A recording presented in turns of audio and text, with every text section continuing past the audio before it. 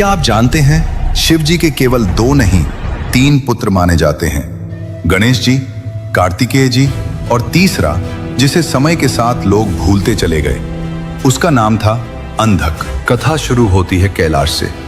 एक पल ऐसा आया जब माता पार्वती जी ने प्यार से शिव जी की आंखों पर हाथ रख दिए। बस कुछ ही क्षणों में तीनों लोकों में अंधेरा छा गया। सृष्टि का संतुलन डगमगाने लगा। संतुलन बनाए रखने के लिए शिव जी ने अपने मस्तक से एक दिव्य शक्ति प्रकट की।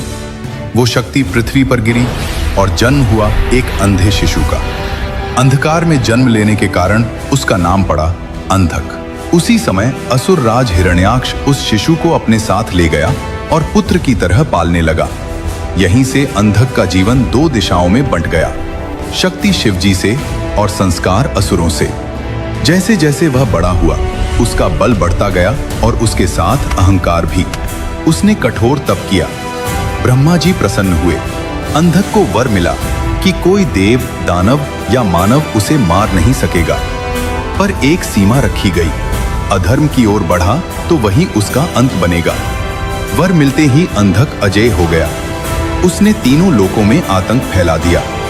देवता हारने लगे, ऋषि छुपने लगे और धर्म डोलने लगा।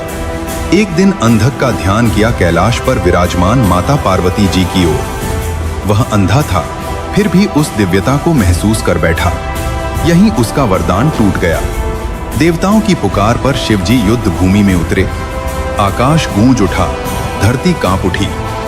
शिव जी के हर प्रहार से अंधक का रक्त गिरता और हर रक्त बूंद से एक नया अंधक युद्ध भूमि में खड़ा हो जाता।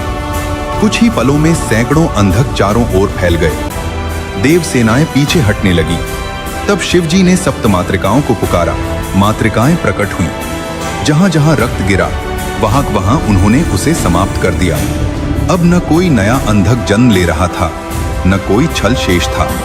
अंत में असली अंधक अकेला रह गया। शिव जी ने त्रिशूल उठाया और उसके अज्ञान का सदा के लिए अंत कर दिया।